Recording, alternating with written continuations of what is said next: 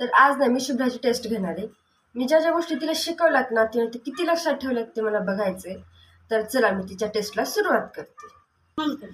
शुभ, तुझं नाव काय आहे?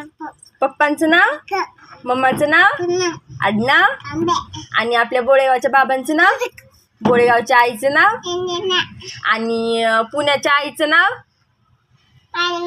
आणि पुण्याच्या बाबांचं नाव. शुभ 1 2 3 4 म्हणून दाखव.